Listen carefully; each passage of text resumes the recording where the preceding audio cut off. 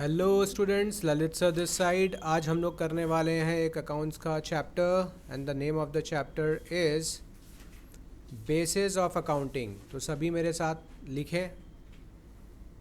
Chapter का नाम है बेसिस ऑफ अकाउंटिंग।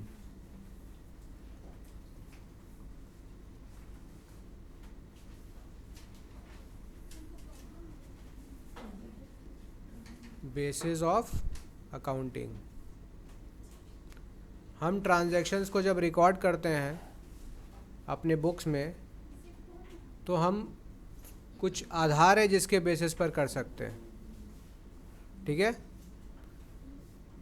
तो there are 3 basis of accounting. कितना है?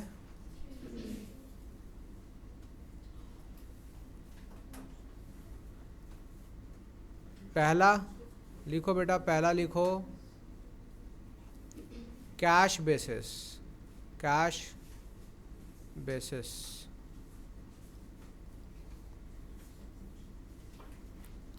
दूसरा लिखेंगे अक्रूअल बेसिस।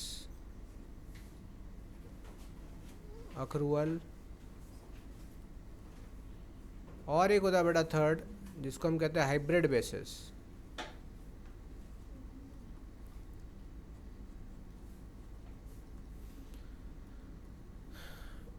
तो जो भी बच्चे ये वीडियो देख रहे हैं बेटा, आपको कुछ पहले हम लोग बेसिक क्लास कर चुके हैं, उसका थोड़ा बहुत आइडिया होना चाहिए। फ़िलहाल आपको यहाँ पे समझना है कि बेटा ट्रांजैक्शंस का आइडिया होना चाहिए हमें। किसका? We must know a single simple term transaction. Transaction का मतलब कोई भी ऐसा फाइनेंशियल इवेंट जो बिज़नेस के फाइनेंशियल पोजीशन को अफेक्ट करता है, उसे ही हमें रिकॉर्ड करना पड़ता है। कहाँ? अपने बुक्स में। तो जैसे भी बिज़नेस परचेज सेल करता है, वेजेस सैलरी दे रहा है, रेंट देता है, ये सारा जो खर्चा बिज़नेस का है, इन सभी को हम कहते हैं ट्रांजैक्शंस, और हमें इसको रिकॉर्ड करना पड़ता है। ठीक है, तो इसको रिकॉर्ड करने का देखो हमारे पास 3 तरीका है। हम अपने बुक्स में, बुक्स ऑफ अकाउंट्स में, इन 3 वे से रिकॉर्ड कर सकते हैं। एक एक करके हम इन चीज़ों को समझेंगे, लेकिन सबसे पहले हमें समझना है कि बेटा जो सबसे फंडामेंटल बेसिस होता है वो क्या होता है बेटा? Accrual basis. तो यहाँ पे आप पहले ही लिख लो फंडामेंटल। ठीक है, अक्रूअल बेसिस जो है वो फंडामेंटल अकाउंटिंग कॉन्सेप्ट है।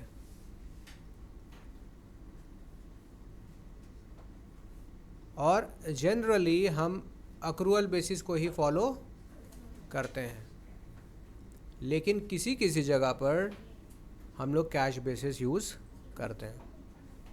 एक कंपनी एक प्रॉपर जो अपने को, अपने रिकॉर्ड्स को रख रहा है, वो आम तौर पे अक्रूअल बेसिस ही फॉलो करता है। लेकिन कैश बेसिस पे भी कुछ ऑर्गेनाइजेशंस रख सकते हैं अपना अकाउंट्स। ठीक है, जैसे नॉर्मल क्लब्स वगैरह है जिनका कैश का ट्रांजैक्शन ही सबसे ज़्यादा होता है, तो वो अपना क्या रखेंगे मेंटेन, कौन सा बेसिस फॉलो करेंगे रिकॉर्ड करने का? कैश। अब ये होता क्या है उसको एक एक करके समझते हैं। तो चलिए, कैश बेसिस में लिखिए ट्रांजैक्शंस आर रिकॉर्डेड। लिखिए transactions are recorded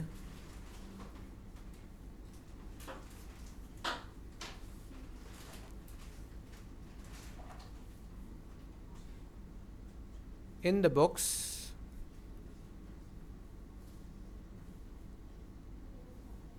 when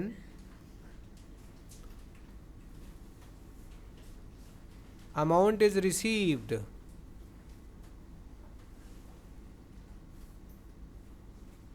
or paid in cash or through bank or through bank.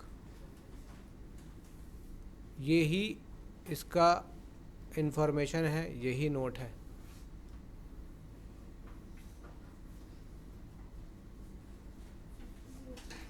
क्या लिखा है?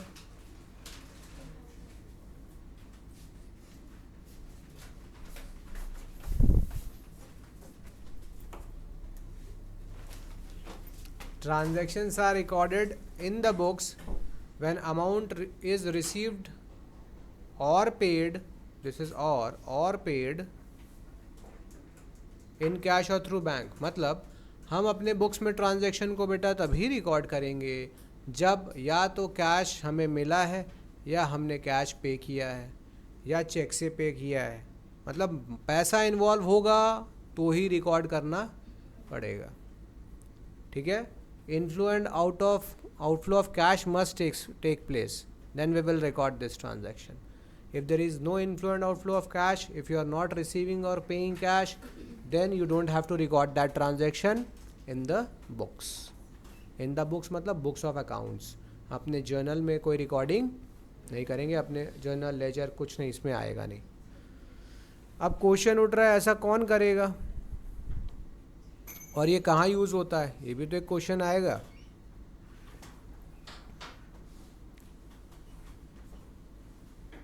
तो हम लोग कुछ ऑर्गेनाइजेशंस है और हम लोग खुद भी, मतलब कोई भी नॉर्मल ऑर्गेनाइजेशन कुछ अकाउंट्स है जो इस बेसिस पर फॉलो या बनाता है, कैश बेसिस पर बनाता है।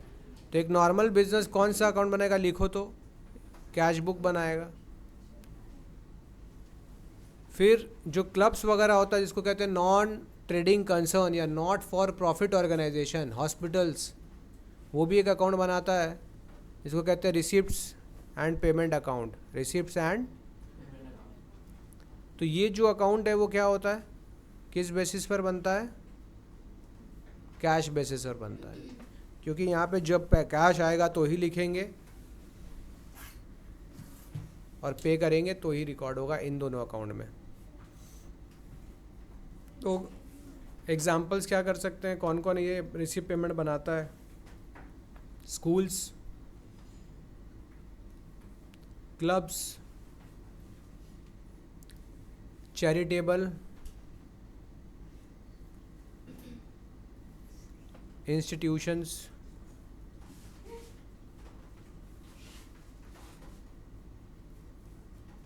ये लोग क्या बनाते हैं बेटा, रिसिप्ट एंड पेमेंट।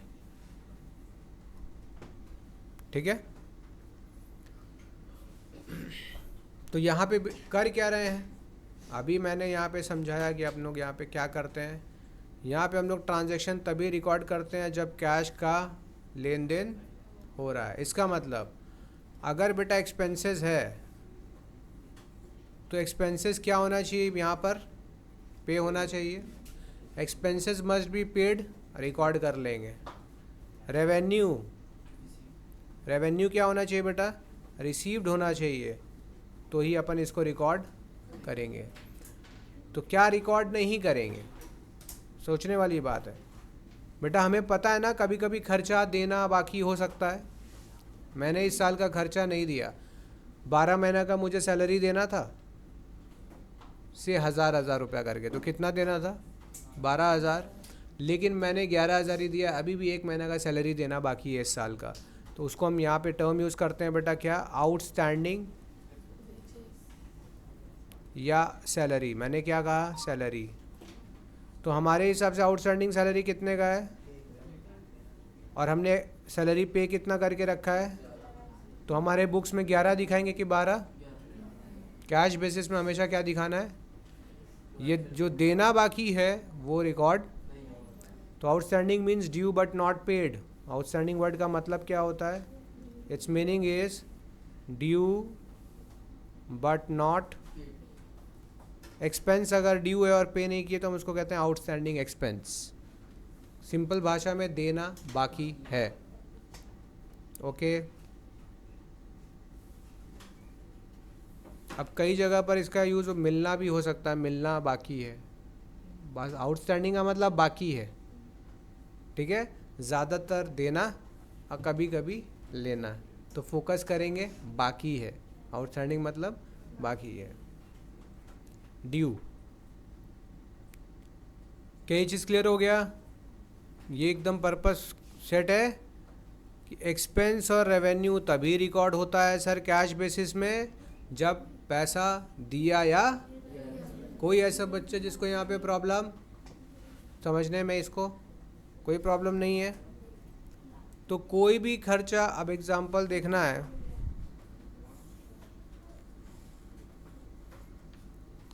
एक वर्ड आउटस्टैंडिंग समझ गए ना, तो यहाँ पे हम आपको एक दो टर्म और समझाते हैं। एक टर्म और लिखिए, लिखिए प्रीपेड एक्सपेंसेस।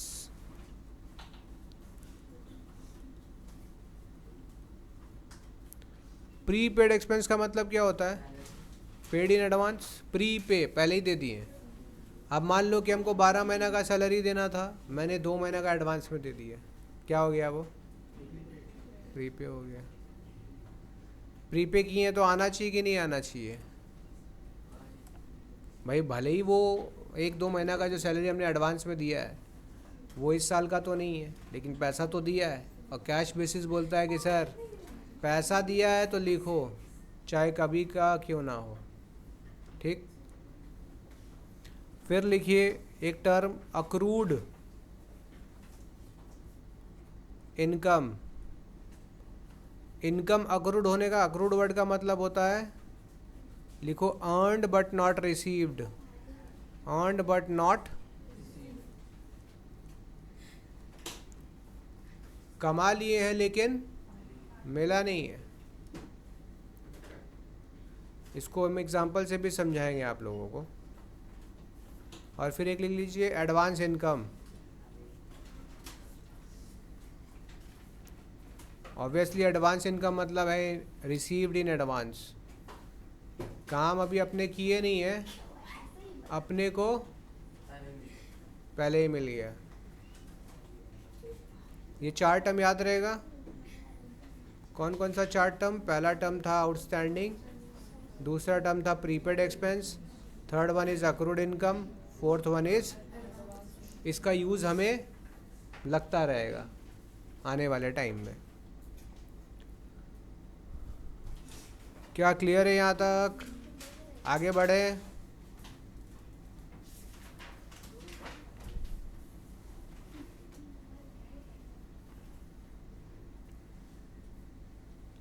ठीक है,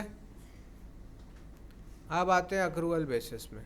और इसको समझने के बाद हम लोग क्या करेंगे, अपने करेंगे सम्स इसके ऊपर में थोड़ा थोड़ा, कि सर अक्रूवल में है तो कैसे सॉल्व करते हैं।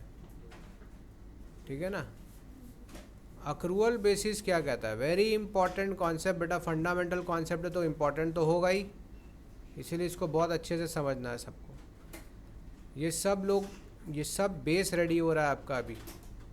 जब अकाउंट्स का आप प्रॉपर सम्स करने आएंगे तो इसका बहुत यूज़ होगा, आपको बहुत आसान लगेगा सब कुछ। तो चलिए शुरू करते हैं यहाँ पे। Let's understand what is accrual basis of accountancy. अब हम लोग को ये पता है, लिख लीजिए, transactions are recorded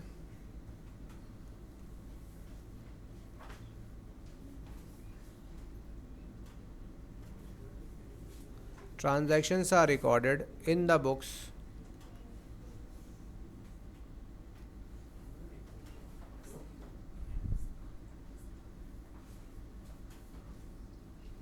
when they are entered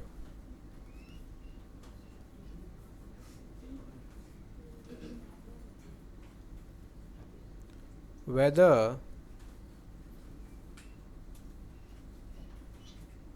paid oblique received or not।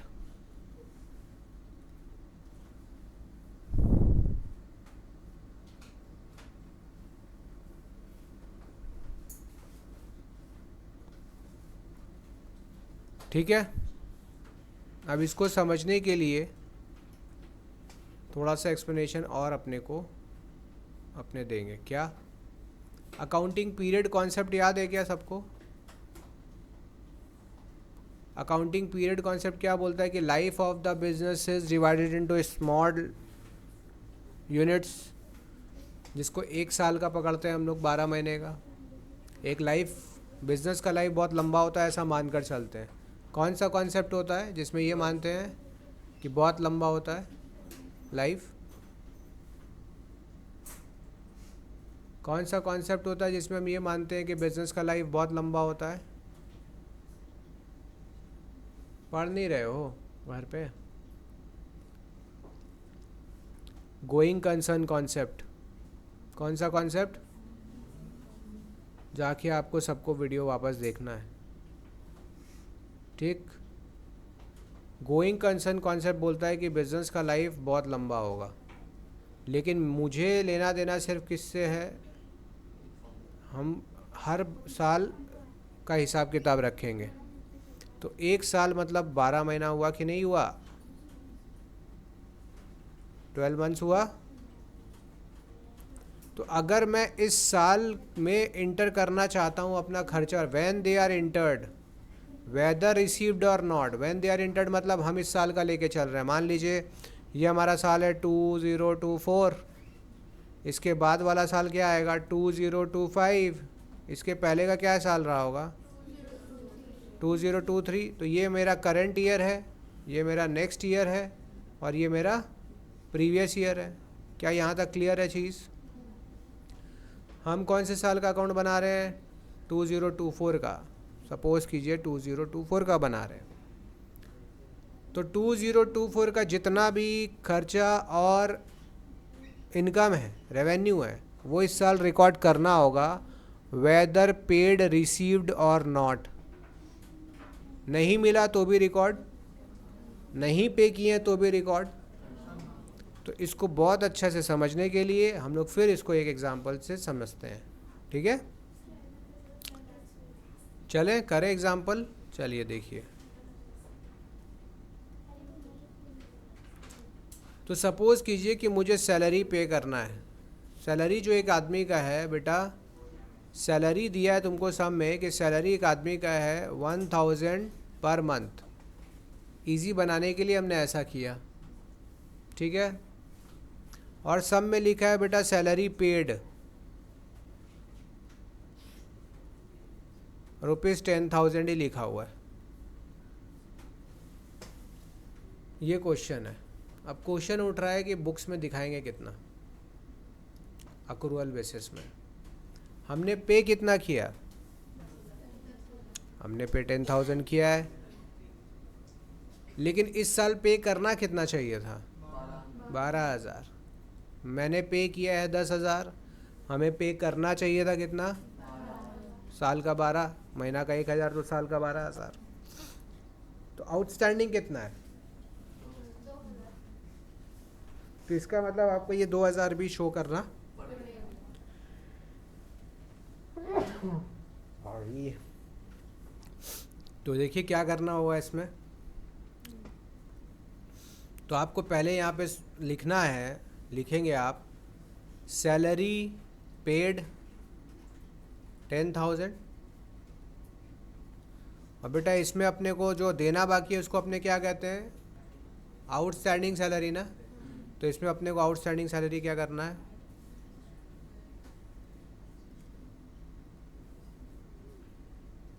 $2,000 add करना है। तो अपने को शो कितना करना पड़ेगा? भले ही पेमेंट हुआ है 10 का, लेकिन अपने को बुक्स में कितना शो करना पड़ेगा? यही अक्रूवल बेसिस कहता है कि जो इस साल का है वो आपको लिखना पड़ेगा। आपने दिया है चाहे नहीं दिया है, लिया है चाहे नहीं लिया है, देना दिखाना तो बेटा आपको पड़ेगा ही पड़ेगा। समझ में आ रहा है? तो जब भी प्रॉफिट निकालते हैं अक्रूवल बेसिस ही अप्लाई करते हैं, क्योंकि इसी से हमें सही प्रॉफिट का पता चलता है।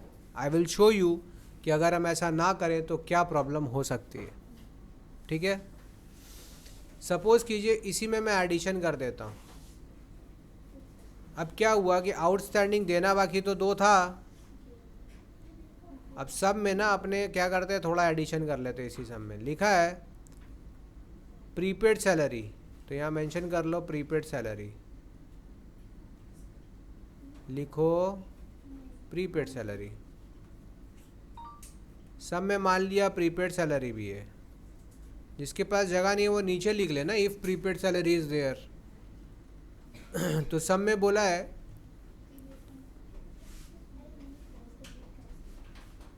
कि प्रीपेड सैलरी दे के रखे हैं 1,500।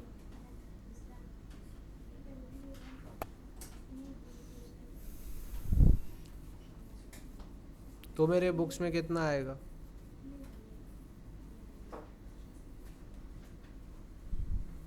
ये वाला फिर यहाँ से हटा देंगे।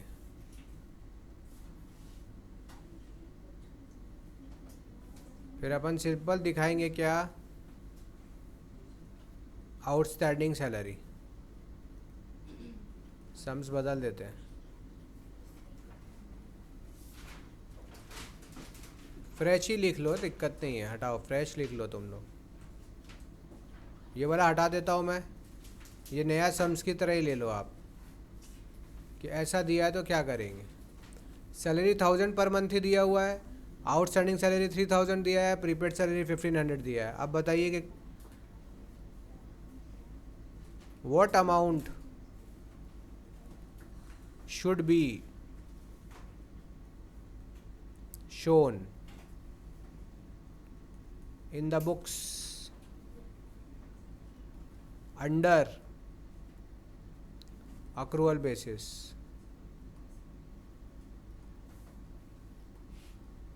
क्या करेंगे?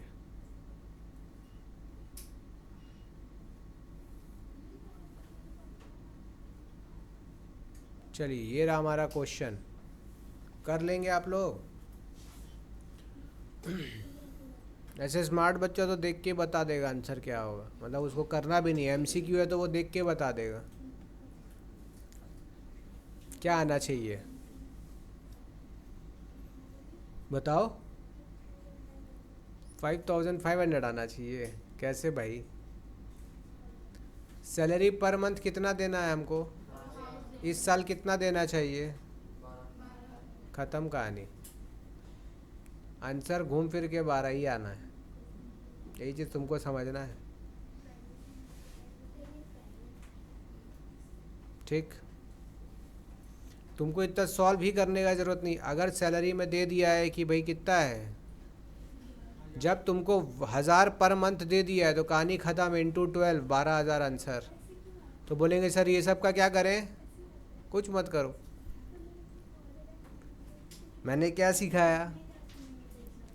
जब मुझे पता चल गया कि इस साल कितना मिलना चाहिए, 12, जब तुमको तो साफ साफ बोल रहा है कि सैलरी पर मंथ है 1000 पर मंथ, तो इस साल कितना सैलरी देना चाहिए मुझे? 12। फिलहाल इसका कोई ज़रूरत।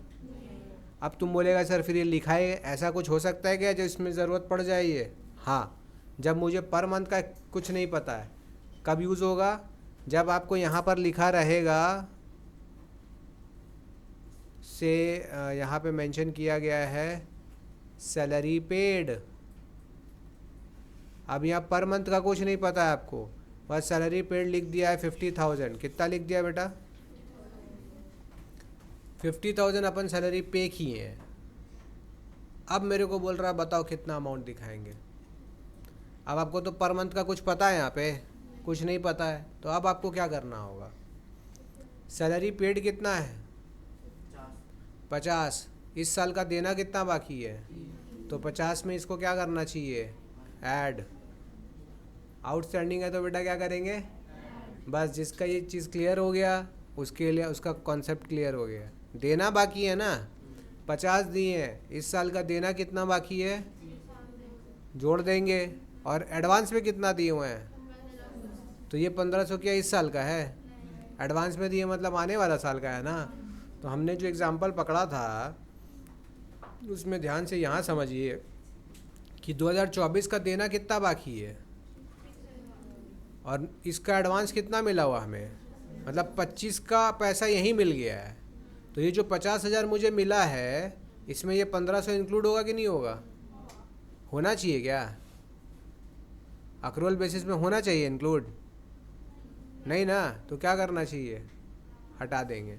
तो जो इस साल का नहीं है उसको, जो इस साल का है नहीं दिया गया है तो भी आएगा, तो 3000 नहीं दिया गया है तो भी। तो आप इसको क्या शो करना है, आपको कैसे शो करना है सॉल्यूशन में? तो आप लिखेंगे सैलरी, अमाउंट लिखेंगे पहले 50, इसमें ऐड कर देंगे बेटा आप क्या? आउटस्टैंडिंग सैलरी 3000 का, और लेस कर देंगे प्रीपेड सैलरी 1500। तो आपका जो फाइनल आंसर आएगा वो होगा 515। ये करंट ईयर का सैलरी निकल गया बेटा। ये इसका मतलब इस साल आपको कितना सैलरी पे करना चाहिए था? 51,000। This is the amount of salary that you must pay in this year. This is the amount of salary for the year 2024. Is it clear? कैसा लगा अक्रूवल बेसिस? टफ लगा क्या? कॉन्सेप्ट क्लियर है ना? होना भी चाहिए क्योंकि ये बहुत जगह यूज़ होने वाला है, तो इसको हल्के में नहीं लेना आपको, ये हमेशा यूज़ होगा. अभी से लेकर जब तक अकाउंट्स पढ़ोगे ये कॉन्सेप्ट यूज़ होगा. Is it clear? किसी को डाउट है तो आप पूछ सकते हैं. जिन बच्चों को डाउट है, जो ऑनलाइन देख रहे हैं बच्चे, अगर आपको डाउट है तो आप कमेंट करके पूछ सकते हैं. अभी अपने थोड़ा और इसमें सम्स करेंगे तो क्लियर हो जाएगा और भी चीज़. ठीक है?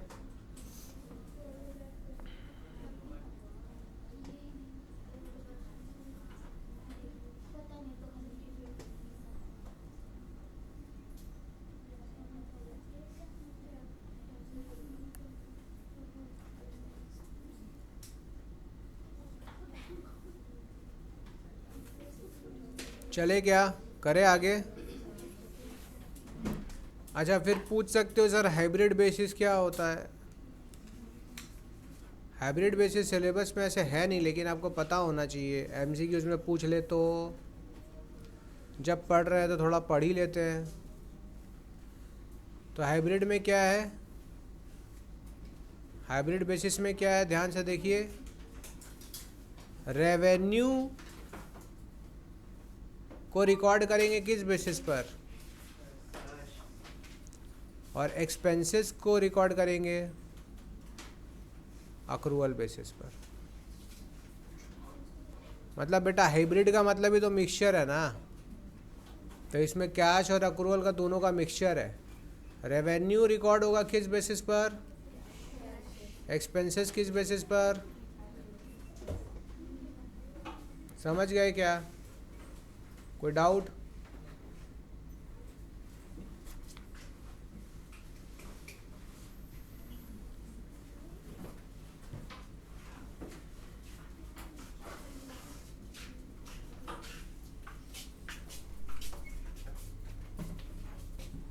होमवर्क करके आइएगा सब.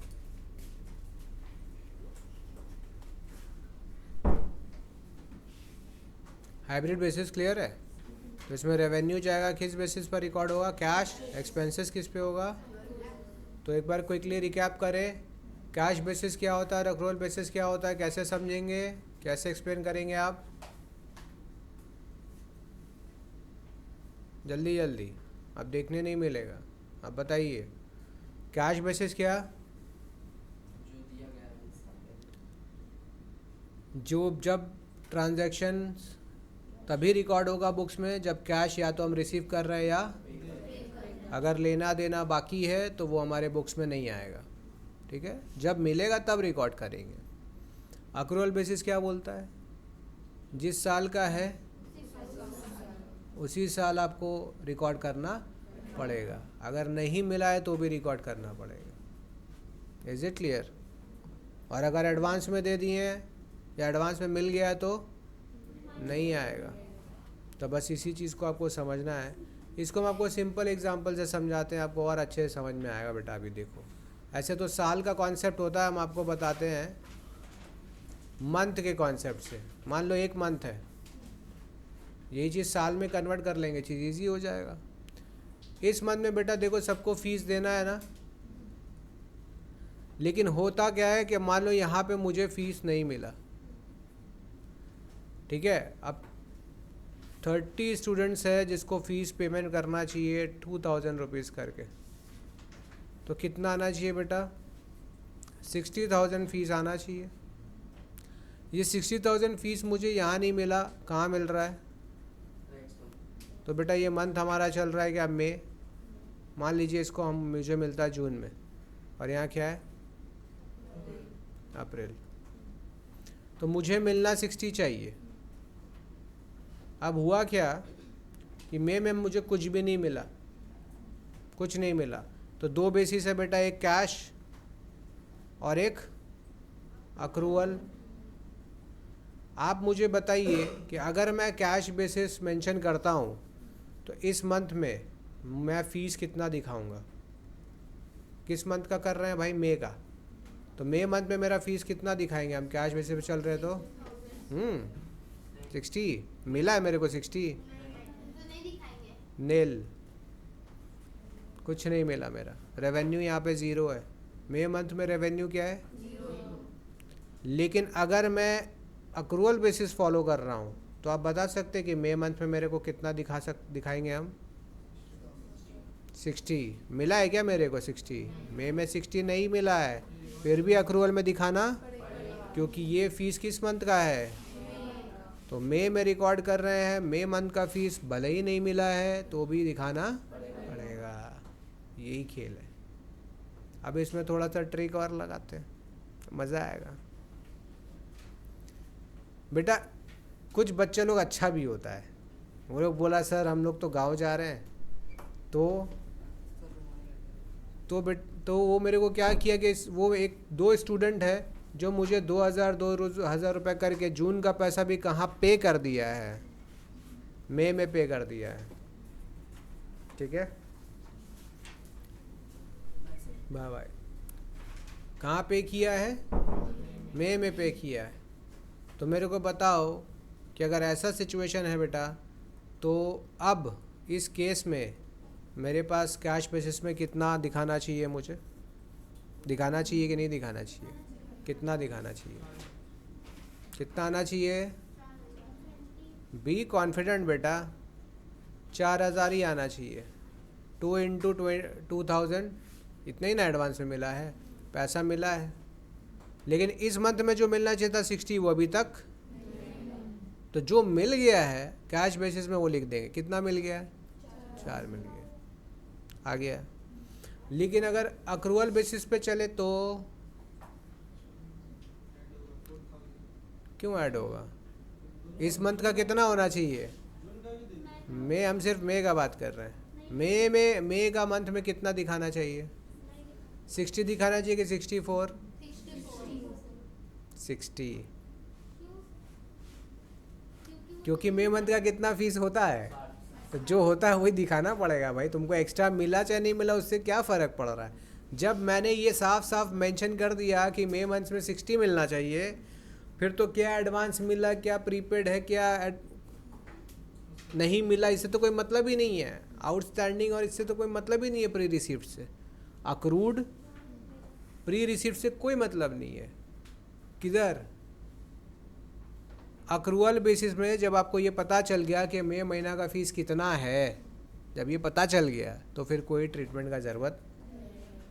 बात समझ में आ रहा है? क्योंकि मैंने आपको यहाँ इजी कर दिया, मैंने बता दिया कि मुझे 60,000 ही मिलना चाहिए, तो इजी हो गया। चलिए इसमें एक चीज़ और ऐड करते हैं।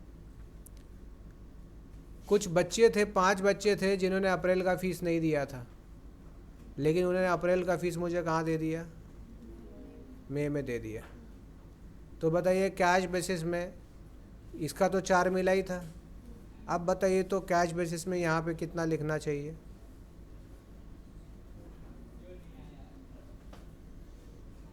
कितना आना चाहिए? मई महीना में हाथ में पैसा कितना? देखो बहुत सिंपल तरीका है जानने का। मई महीना में हाथ में पैसा कितना आया? इधर का कितना आया था? इधर से कितना आया? तो कुल मिला के कितना आया? बस। अरे जब बोल रहे हैं कैश बेसिस तो दिमाग में क्लियर रखो, हाथ में पैसा कितना आ रहा है मई में? 4,000 आया जून महीने का, 10,000 आया अप्रैल महीने का, तो मई महीना में टोटल कितना पैसा हाथ में? तो भैया कैश बेसिस बोलता है जितना हाथ में पैसा आया लिख दो यार। समझ रहे हो? आपके हाथ में पैसा कितना आया उसको मेंशन करो। क्लियर है एकदम? अब केस को बदलेंगे। अब क्या करेंगे? फिर से साल बनाएंगे, लेकिन अब मैं ये नहीं लिखूंगा कि मई महीना में फ़ीस कितना है। अब इसको साल में कन्वर्ट कर देते हैं, साल में। अब इजी हो जाएगा ना, अक्रूवल तो समझ गए कॉन्सेप्ट। अब मैं मान लेता हूँ ये साल है मेरा 2024, this is 2025 and this is 2023। हम कौन से साल का बना रहे हैं हिसाब किताब? करेंट ईयर मेरा कितना है? अब तुमको सब में लिखा है बेटा कि सपोज़ कीजिए लिखा है, रेंट हटाइए, पहले खर्चे से चलते हैं फिर रेवेन्यू से चलेंगे, कॉन्सेप्ट एक ही लगना है दोनों में। सैलरी से चलते हैं। हाँ, सैलरी पेड, अब यहाँ पे सैलरी पेड लिखा है 1,00,000 रुपया। मई महीना में सैलरी पे कितना किया गया? 1,00,000 पे किया गया। क्या इसका मतलब ये है कि 2024 का सैलरी 1,00,000 है? बात समझ रहे हो? 1,00,000 का पे होने का मतलब ये नहीं है कि 1,00,000 ही सैलरी 2024 का है।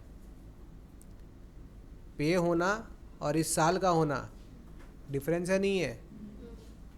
बात समझ रहे नहीं समझ रहे? 2024 का सैलरी कितना मुझे नहीं मालूम, लेकिन इतना पता है कि सैलरी पेमेंट कितना हुआ है। सम में नीचे लिखा है, इसके साथ एडिशनल इन्फॉर्मेशन लिखा है कि आउटस्टैंडिंग सैलरी 10,000 का है और प्रीपेड सैलरी 20,000 का है। फिर आपसे पूछा जा रहा है अमाउंट ऑफ सैलरी कितना होना चाहिए। फाइंड अमाउंट ऑफ सैलरी मतलब एक्सपेंस, ठीक है ना? सैलरी हटा के एक्सपेंस कर ले तो दुनिया का किसी भी एक्सपेंस पे यही नियम लग जाएगा। अमाउंट ऑफ सैलरी किस बेसिस पर बेटा? कैश पे और दूसरा अक्रूवल पे। चलो कौन बताएगा? स्क्रीन पे दिख रहा है? बड़ा कर लें, दिख रहा है अभी? तो बेटा ये हमारा क्वेश्चन है, कैश बेसिस पर कितना आएगा, कौन बताएगा?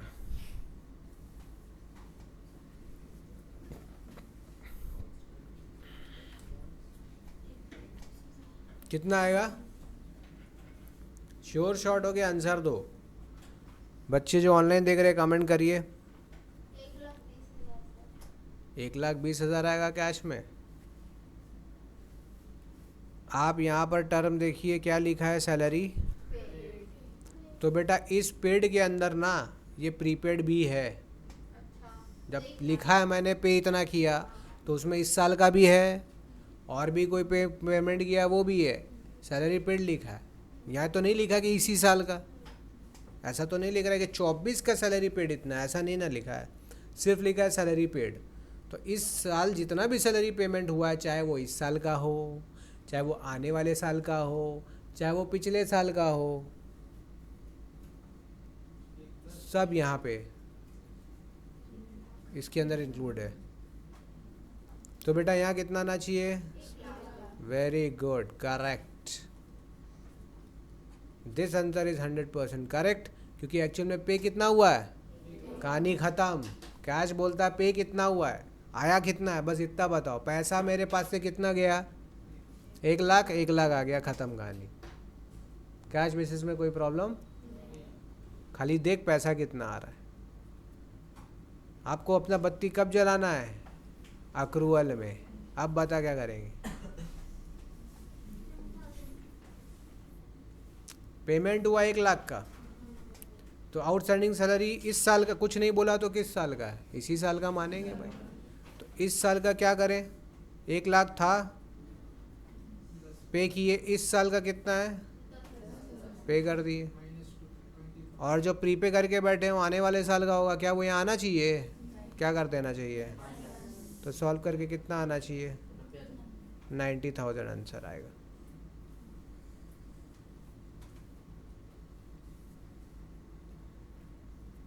ठीक है।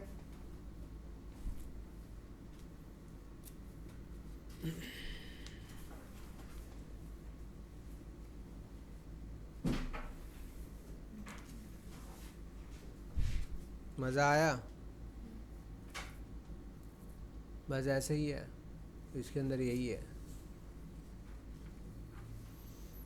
अगर कोई आपसे पूछे कि बेटा बताइए क्या होता है, क्या आप बता पाओगे, एक्सप्लेन कर पाओगे?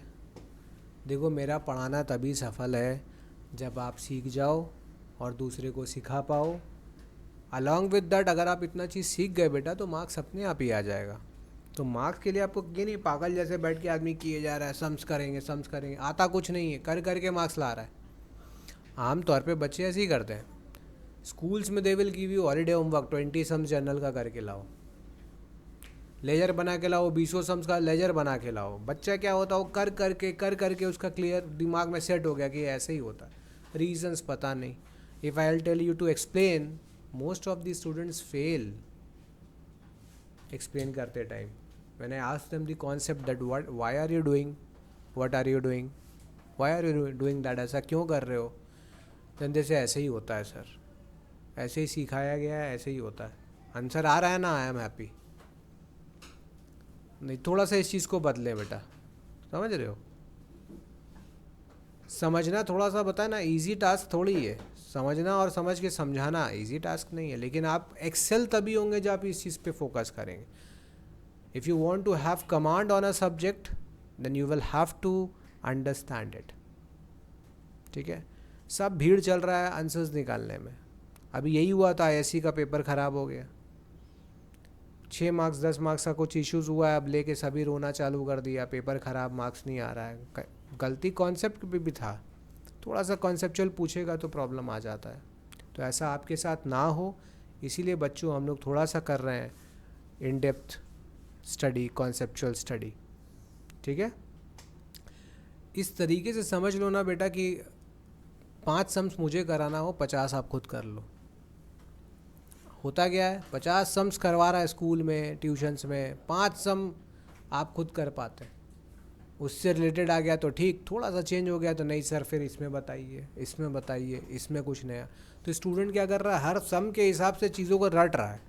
इस सम में ऐसा था, इस सम में ये करना है, इस सम में ऐसे करना है, ये नहीं करना है। कॉन्सेप्ट समझिए, प्रैक्टिस कीजिए, सब समझ में आ जाएगा। तो एग्ज़ाम में आप नर्वस नहीं होंगे कि ये कुछ अलग पूछ लिया तो क्या होना चाहिए। You will be able to use your own mind and concepts to solve the problem. आगे बढ़े।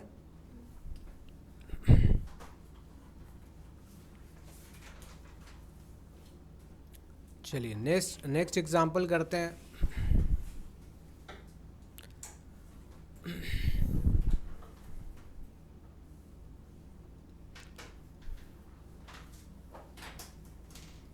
ये हमारा जो ईयर है वही लेके चलते हैं।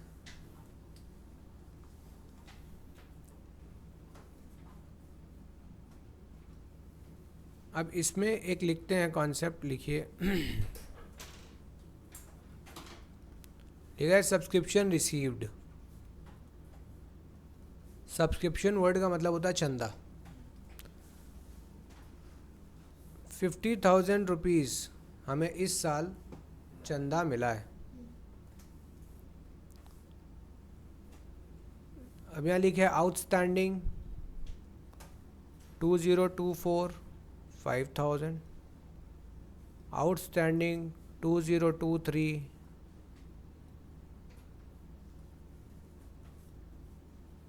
2,000। फिर लिखा है एडवांस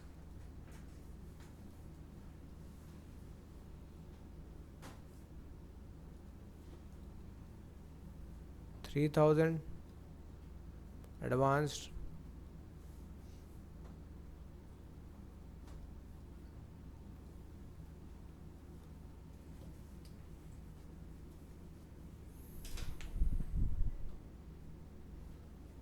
2023 रख लो इसको भी। तो ये एडवांस इन, हाँ ये इन है, समझ लो, एडवांस का मतलब इन। अब अगर मैं कैश बेसिस पर निकालने बोलूँ इसको तो कितना आएगा। अगर इसमें मैं बोलूँ कि बताओ सब्सक्रिप्शन कितना आना चाहिए, कैश बेसिस पर सब्सक्रिप्शन कितना आना चाहिए। बिल्कुल सही जवाब, क्योंकि साफ साफ लिख दिया है सब्सक्रिप्शन रिसीव किए हैं अपने 50,000 ही। तो कोई टेंशन नहीं, कोई झंझट नहीं, 50 मिल गया।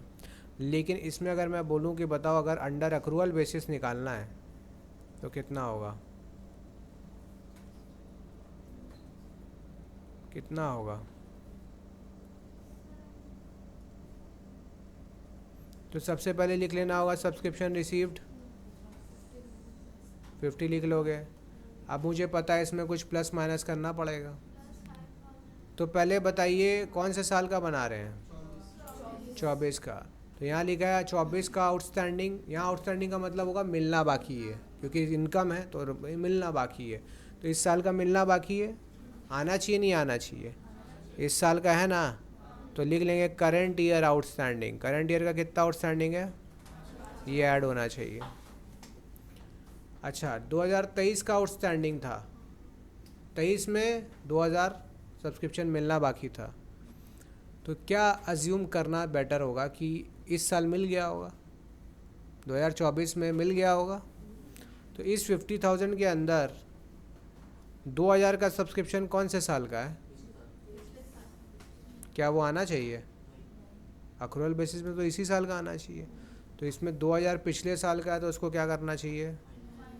तो प्रीवियस ईयर का आउटस्टैंडिंग है वो माइनस होगा, क्योंकि वो इस 50,000 के अंदर इंक्लूड हो चुका है, तभी तो हटा रहे हैं, क्योंकि यहाँ लिखा है सब्सक्रिप्शन रिसीव्ड। तो 23 का जो 2000 होगा वो भी यहाँ मिल गया होगा, ये बोला जा रहा है। तो इसमें से क्या करना होगा, अपने को हटा देना होगा। 2024 में हमें एडवांस में मिला, तो 24 में एडवांस में मिला मतलब 50,000 में एडवांस मिल चुका है। कौन सा साल का मिला होगा एडवांस? तो यहाँ मिलना चाहिए था 30, वो आदमी यहीं दे दिया है। तो बचाओ, इस 50 में 3,000 होगा कि नहीं होगा? होना चाहिए। 2024 में 2025 का चंदा होना चाहिए। अक्रूवल बेसिस तो बोलता है 2024 में 2024 का ही होना चाहिए। तो जो 25 वाला इंक्लूड है उसको क्या करना चाहिए? तो लेस कर दें करंट ईयर एडवांस। अब ये लास्ट वाला तुम लोग बताएगा क्या होना चाहिए, बुद्धि से एक्सप्लेन करेगा, खाली आंसर नहीं चाहिए ऐड हुआ कि लेस, एक्सप्लेन करेगा कि जो भी करेंगे क्यों करेंगे। 2023 में हमें एडवांस 2023 में एडवांस मिला है। कौन से साल का एडवांस मिला होगा? 24 का। मिला कहाँ है? 23 में। 24 में आना चाहिए कि नहीं आना चाहिए? हाँ, किस साल का है बाबू? बना कौन से साल का रहे हैं? तो अगर 24 का कोई इनकम 23 में मिल चुका है, आना चाहिए कि नहीं आना चाहिए? तो अपने को इसको क्या करना चाहिए? प्लस करना चाहिए। ठीक है, लेकिन प्रीवियस ईयर एडवांस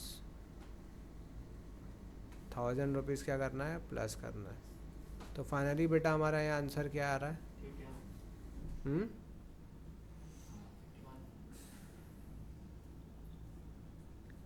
50 डन। तो ये हम दिखाएंगे अक्रूवल बेसिस के अंदर,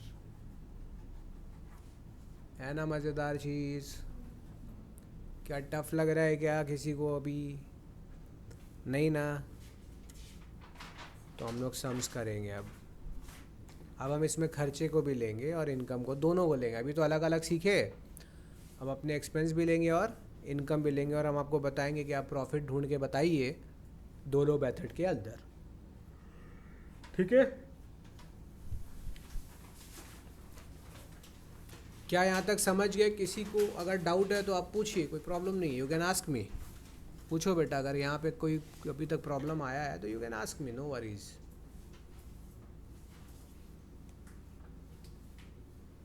आज कोई एब्सेंट किया है क्या? पांडे। आज 3-4 जन छुट्टी किया है। बताइए।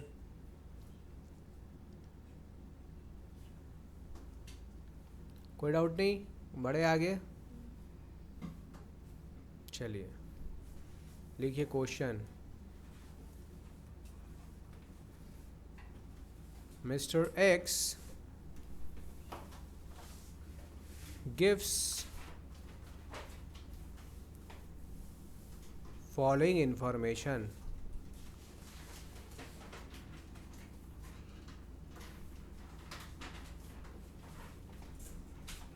about his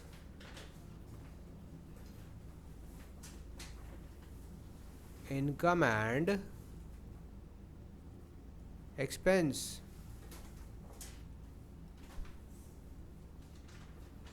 for the year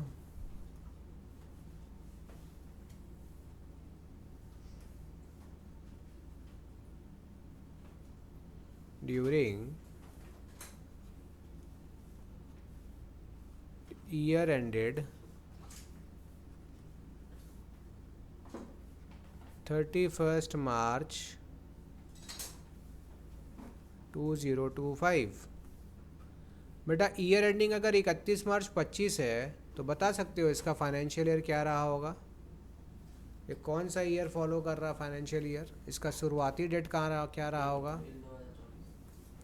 जब भी ईयर एंडिंग 31 मार्च है इसका मतलब ये फाइनेंशियल ईयर फॉलो कर रहा है, तो इसका स्टार्टिंग डेट कहाँ से होगा, 1 अप्रैल 2024 टू 31/3/2000, ये होता है ईयर। समझ में आया। 12 महीना हुआ कि नहीं हुआ।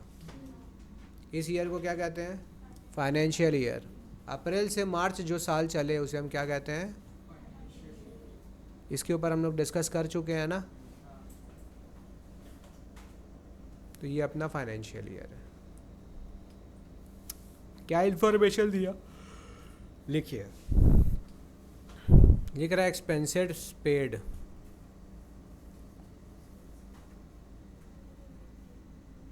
$1,60,000, ये सब रुपीज़ में। लिखा है expenses paid in advance,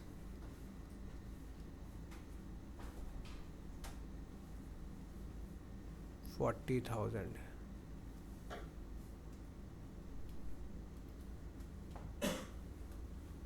bracket में लिख लो इंक्लूडेड इन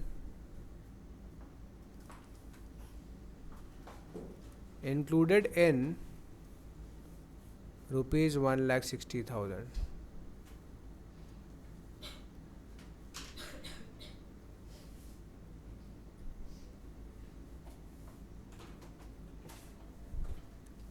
ये 160 में ये वाला एडवांस ऐड है, इंक्लूडेड है। फिर लिखो income received,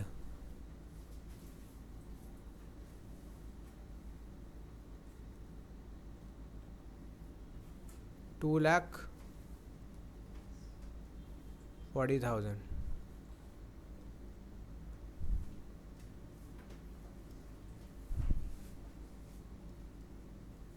income received in advance,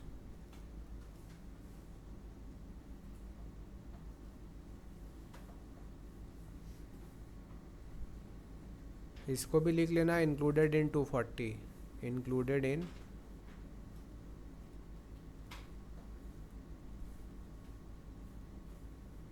30,000 कितना है,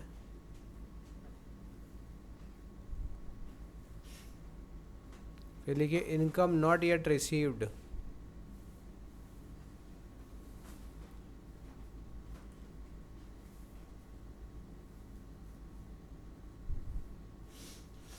$24,000। क्वेश्चन हमारा है डिटरमाइन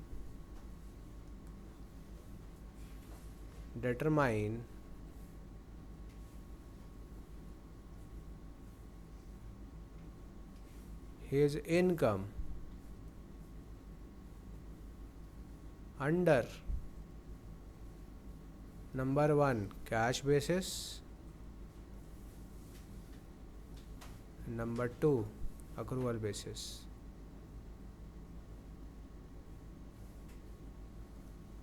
दोनों बेसिस में आपको ढूंढकर बताना है कि इसका क्या होगा। दिख रहा है,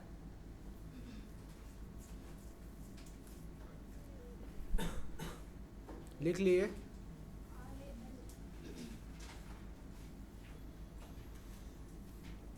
तो इजी क्वेश्चन है, खुद से ट्राई करो तो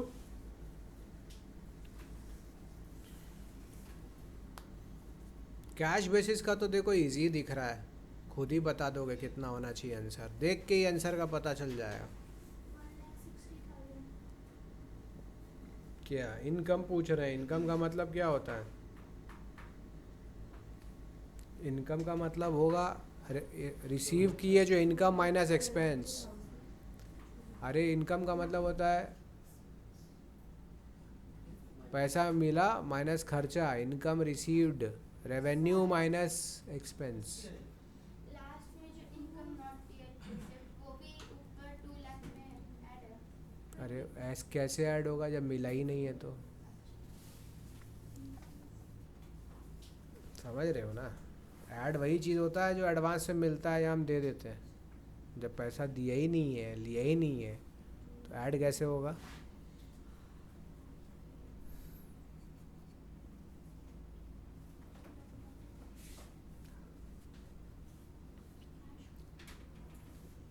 बताइए बताइए, इतना टाइम लगेगा? सर कैश का इनकम तो 2,40,000 होगा ना। हाँ, तो पहले लिखेंगे अंडर कैश बेसिस। कौन बता रहा आंसर, जल्दी से बताओ। पता है तो रेवेन्यू कितना होगा? कैश बेसिस के अंदर रेवेन्यू कितना होगा? जितना पैसा रिसीव किए हैं 2,40,000। तो 2,40,000 आएगा। और कैश बेसिस में लेस एक्सपेंस कितना होगा? 1,60,000। क्योंकि पेड दे दिया सीधा सीधा, माइनस करके बेटा इनकम कितना आ रहा है? बस आ गया आंसर, पहला मिल गया मार्क्स।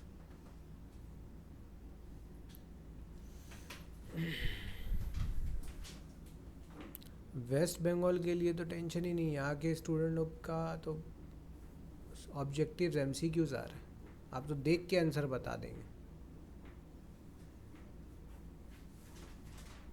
इस बार कोई पैटर्न में चेंज हुआ है? कुछ ऐसा इन्फॉर्मेशन आया है क्या? वही पैटर्न चलेगा अगर, तो आपका MCQs ही है, ज़्यादा कुछ करना नहीं है इसमें आपको। आप जो समझ रहे हैं ना, बहुत इन डेप्थ पढ़ रहे हैं, आगे काम आएगा ये बहुत। Second semester, third semester, fourth semester में काम आएगा। बहुत लोग सोचते हैं MCQ है, खाली बुक पढ़ के चले जाओ। इमेजिन करो कि MCQs ही करना, आप कर करके चलेगा, आपको ये सब पता ही नहीं है। इमेजिन करो, थोड़ा बहुत किए, कॉन्सेप्ट स्ट्रॉन्ग नहीं किए, खाली मार्क्स आने के लिए MCQs पढ़ लिए। बहुत लोग तो याद कर लेता, पढ़ते ही नहीं है, बोला नहीं पढ़ने का ज़रूरत ही नहीं है। MCQ में क्या पढ़ना है? दीदी भैया लोग मिलेगा ऐसा सजेशन देने वाला, लेकिन बाद में पता चलेगा कि उनका कंडीशन क्या है। जो ये ज्ञान दे रहे हैं उनका हालत आपको समझ में आ जाएगा क्या है, इसलिए पढ़ना पड़ेगा। अब करें अंडर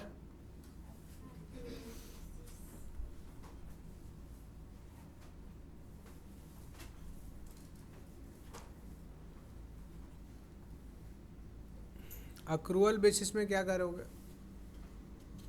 इनकम रिसीप्ट के अंदर तो एडजस्टमेंट करना होगा ना, तो पहले हमको लिखना पड़ेगा इनकम फॉर द ईयर।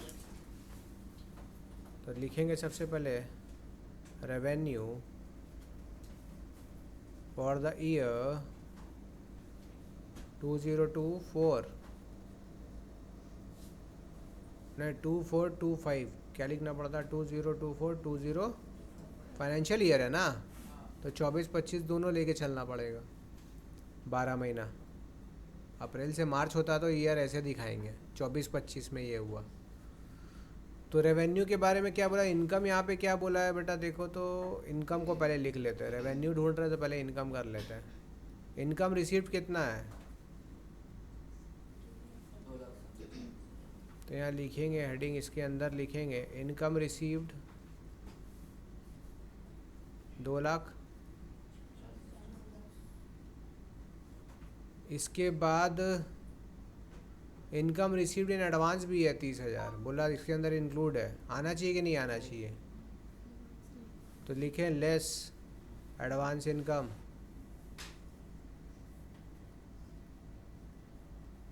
30,000। क्यों हुआ माइनस? क्लियर है? और एक चीज़ लिखा हुआ है यहाँ पे, आप लोग पढ़ के बताएंगे क्या करना चाहिए इसका। इनकम नॉट येट रिसीव्ड, इसका मतलब इस साल का इनकम था लेकिन मिला, आना चाहिए कि नहीं आना चाहिए, आना चाहिए ना। अरे इस साल का इनकम अक्रूवल बेसिस नहीं मिला तो भी आना, तो इसको करना चाहिए ऐड। इनकम नॉट रिसीव्ड को दूसरे भाषा में सिंपल में क्या लिख सकते हैं, इनकम मिलना बाकी है को लिख सकते हैं अक्रूड इनकम, पढ़े थे ना अक्रूड इनकम। तो ये 24 भी आना चाहिए। तो आप इसका टोटल अगर रेवेन्यू यहाँ पे निकाल के लिख दो कितना आ रहा है, 2,30,000 ये आएगा। ठीक है ना बेटा, क्लियर है ना यहाँ तक। अब ये मेरा रेवेन्यू वाला पार्ट हो गया। अब इस रेवेन्यू में से मुझे क्या लेस करना चाहिए, एक्सपेंसेस। ये मेरा रेवेन्यू था, अब इसमें मैंने सॉल्व करके ये निकाला, इसका फिगर बाहर लिखा है। आप चाहो तो इसको ऐसे भी कर सकते हो लाइन बना के, तो ज़्यादा समझ में आएगा। ठीक, अब मैं एक्सपेंसेस को यहाँ करके बाहर लिखूँ, माइनस करके प्रॉफिट आ जाएगा। एक्सपेंस के बारे में क्या लिखा है, चल पढ़। एक्सपेंस पेड है 160, एडवांस में पे किया 40, तो 40 ऐड होगा कि लेस, लेस करना होगा ना। एडवांस में है, एडवांस में मतलब आने वाले साल का अभी दे दिए हैं, आएगा क्या इस साल में, तो 160 में 40 क्या करना चाहिए, माइनस कर देना। और कुछ तो है नहीं एक्सपेंस में, तो सीधा लिखेंगे, यहाँ लिखेंगे एक्सपेंसेस पेड कितना था बेटा, 160, इसमें से लेस क्या कर देना अपने को, प्रीपेड एक्सपेंस लिख दें क्या, इसका मतलब प्रीपेड ही था ना 40। तो बाहर कितना आ रहा है बेटा सॉल्व होके एक्चुअल में खर्चा इस साल का, 1। तो टोटल रेवेन्यू मेरा कितना था 234, और मेरा टोटल एक्सपेंसेस कितना है सॉल्व होके, तो मुझे बताएंगे प्रॉफिट कितना हो रहा है।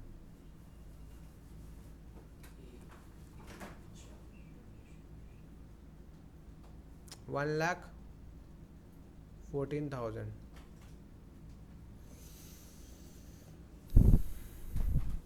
अच्छा, एक्सपेंसेस नॉट येट पेड नहीं कुछ लिखा है ना, एक्सपेंस का 2 ही आइटम लिखा है ना। ठीक है, यही आंसर है हमारा। फिर टोटल प्रॉफिट कितना आ रहा है बेटा,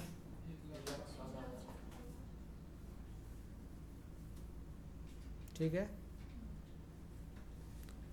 ये टॉपिक टफ लग रहा है कि इजी,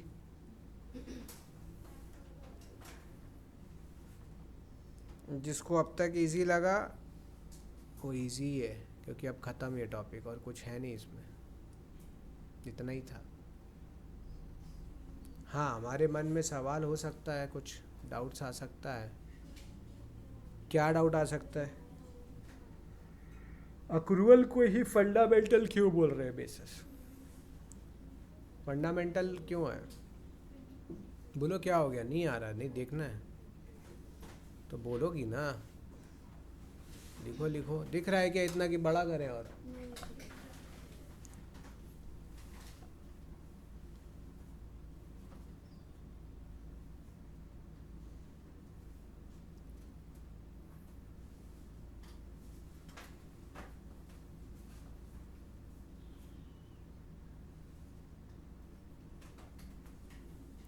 ठीक है। तो प्रॉफिट का फॉर्मूला क्या था, रेवेन्यू माइनस एक्सपेंसेस। तो पहले मैंने रेवेन्यू में एडजस्टमेंट करके बाहर लिखा, फिर उसके नीचे देखो लेस लिखा एक्सपेंस, फिर एक्सपेंस का एडजस्टमेंट करके बाहर लिख दिया, फाइनल कर दिया। आप और भी तरीके से कर सकते हैं रेवेन्यू अलग निकाल सकते हैं, एक्सपेंस अलग निकाल सकते हैं, और बाद में दिखा सकते हैं ये फॉर्मेट बना के कि profit equals to revenue minus expense.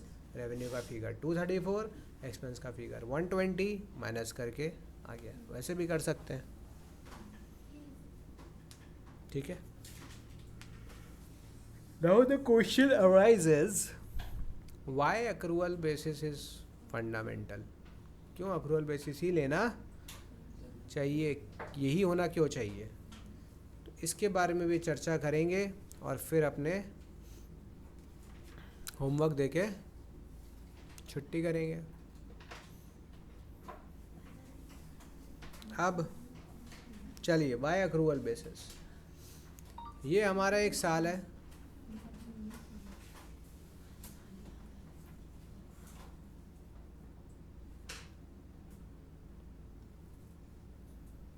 ठीक है,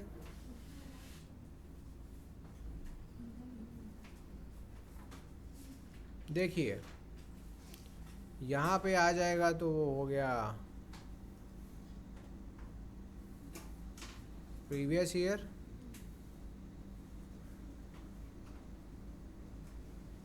और यहाँ पे नेक्स्ट ईयर।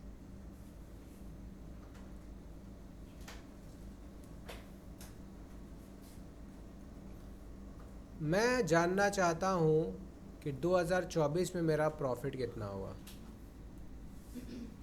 ठीक है, 2004 में मेरा प्रॉफिट कितना हुआ, अगर ये मुझे जानना है ना, सॉरी 2024 में मेरा प्रॉफिट कितना हुआ ये अगर मुझे जानना है, तो मुझे सिंपल सी बात है 2024 का रेवेन्यू को, किसके रेवेन्यू को, 2024 के रेवेन्यू को किससे माइनस करना चाहिए, 2024 के ही एक्सपेंस से माइनस करना चाहिए। अगर मुझे प्रॉफिट किसका चाहिए, तो बेटा प्योर प्रॉफिट जो हमको 24 का ढूंढना है, तो उसमें मुझे 24 के रेवेन्यू से ही 24 के एक्सपेंस को माइनस, मैचिंग कॉन्सेप्ट। क्या मैच कर रहे थे, एक साल के एक्सपेंसेस को एक साल के रेवेन्यू के साथ मैच करके ही प्रॉफिट लॉस निकालते थे। अब ये कब पॉसिबल है, अक्रूवल बेसिस में पॉसिबल है कि कैश बेसिस पे पॉसिबल है। और अगर हम कैश बेसिस पर लगाने लगे चीज़ों को, तो देखो क्या होगा गड़बड़ी, उसको समझते हैं एक एग्जांपल से। ठीक है, सपोज़ कीजिए कि मेरा रेवेन्यू इस साल का है, रेवेन्यू को अभी छेड़छाड़ नहीं करते, रेवेन्यू को फिक्स रखते हैं ताकि आप इजीली समझ पाओ। तो खर्चे में बदलाव करते हैं। इस साल का बेटा खर्चा तो था ना, ध्यान से देखना, 2024 का जो एक्सपेंस पेड है वो है 50,000 रुपये का, और इस साल का आउटस्टैंडिंग है 10,000 रुपया। ठीक, और इस साल का जो यहाँ पेमेंट हुआ है वो है 5,000 रुपया, और इस साल का भी एडवांस में यहाँ पेमेंट किए हैं 2,000 रुपया। समझ रहे क्या क्या हुआ। पिछला साल का 5,000 का खर्चा बाकी था ना, पिछले साल देना, वो भी इस साल दिए हैं।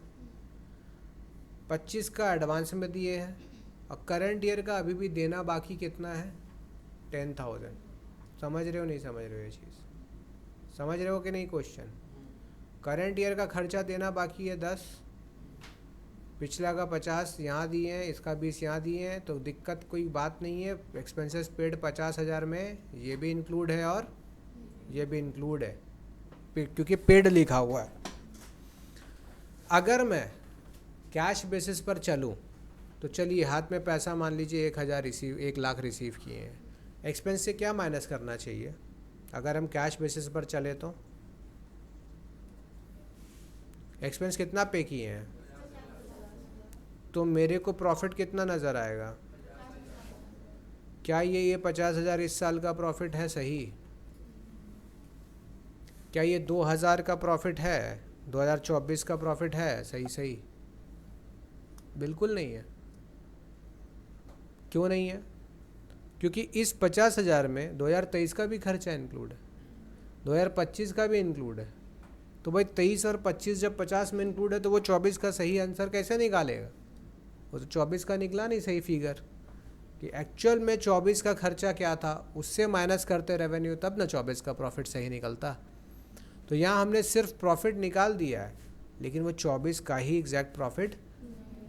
तो जो भी प्रॉफिट आया, क्या ये 24 का प्रॉफिट है, इस पर हम भरोसा कर सकते हैं क्या, बिल्कुल भी नहीं, क्योंकि ये प्रॉफिट 2024 का नहीं है, क्योंकि इसके अंदर खर्चे 23 के भी हैं, 25 के भी हैं। ठीक है, तो हम लोग ये देखते हैं कि सर अगर मुझे सही प्रॉफिट जानना होता तो हम ये कैसे जानते, तो किस बेसिस पर करते। अब देखते हैं कि इस बेसिस पर करने से एग्जैक्ट प्रॉफिट आएगा क्या, क्योंकि मुझे पता है कि इस प्रॉफिट में निकालना अगर, तो मुझे रेवेन्यू भी चाहिए 24 का और मुझे एक्सपेंस भी चाहिए 24 का ही। तो रेवेन्यू में फ़िलहाल कोई एडजस्टमेंट नहीं है, 24 का ही रेवेन्यू दिया हुआ है 1 lakh. For the sake of simplicity हम लोग मान लिए कि रेवेन्यू 1,24,000 का ही। ऐसा नहीं, उसमें भी एडजस्टमेंट हो सकता है, लेकिन हम लोग को मान के चल रहे हैं इसको। अब एक्सपेंस वाले पार्ट को देखते हैं। आप मुझे बताएंगे कि एक्सपेंस होना कितना चाहिए।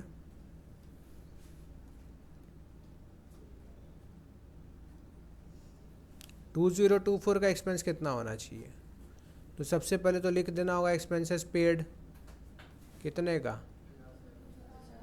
50,000।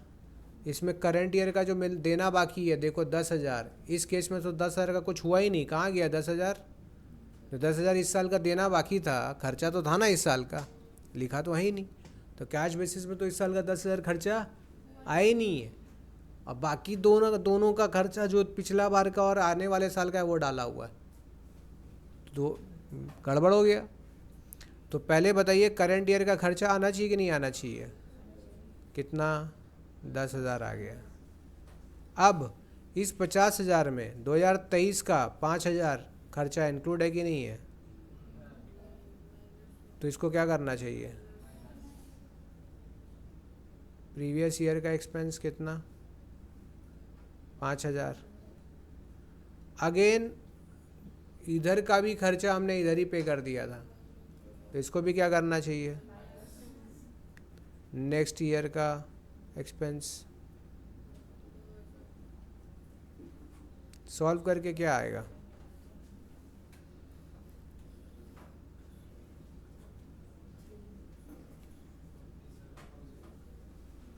नहीं भाई 53,000 कितना आएगा। तो यहाँ पे अपन माइनस कितना करेंगे, अब यहाँ सॉल्व करके आंसर क्या आएगा,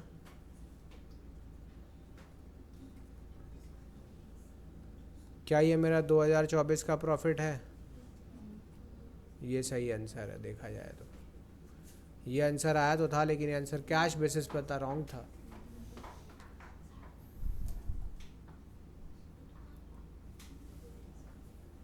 ठीक है,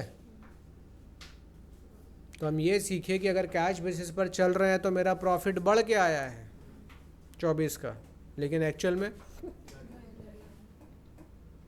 प्रॉफिट तो मेरा 47 है, लेकिन हमारा बढ़ के आया। और मज़ेदार चीज़ ये है कि बेटा जब तुम कैश बेसिस पर प्रॉफिट निकाल रहे हो, अकाउंट्स बना रहे हो ना अगर कोई, तो और एक प्रॉब्लम होगा कि 23 का प्रॉफिट भी गलत आएगा, 25 का प्रॉफिट भी गलत आएगा। बोल कैसे, 2023 में 23 का खर्चा हमने 24 में दिया, इसका मतलब 23 में तो वो खर्चा मैंने नहीं दिखाया होगा, कैश बेसिस में 23 में वो खर्चा आया होगा। अगर हम खर्चा नहीं दिखाएंगे तो 23 का जो प्रॉफिट है वो बढ़ के आएगा कि घट के आएगा, कॉमन सेंस, खर्चा 23 में नहीं दिखा रहे तो 23 का प्रॉफिट बढ़ा हुआ आएगा। वही चीज़ कि 25 का खर्चा मैंने कहाँ दिखा दिया है, 24 में ही दे दिया था, 25 में तो ये खर्चा आया नहीं। अगेन अब यहाँ का खर्चा भी क्या हो गया, कम हो के आया, तो बेटा इसका प्रॉफिट क्या होगा, तो ये क्या, ये एक्चुअल प्रॉफिट तो नहीं है इन सालों का। तो कैश बेसिस का प्रॉब्लम समझ में आया।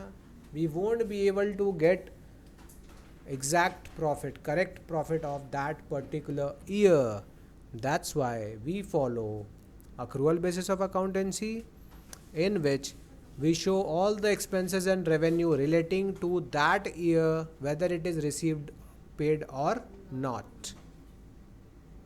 Okay, is it clear? I hope ये सारा वीडियो आपको समझ में आया, आज का क्लास समझ में आया। अब आप अपने बुक्स से सम्स कर सकते हैं। जिन बच्चों को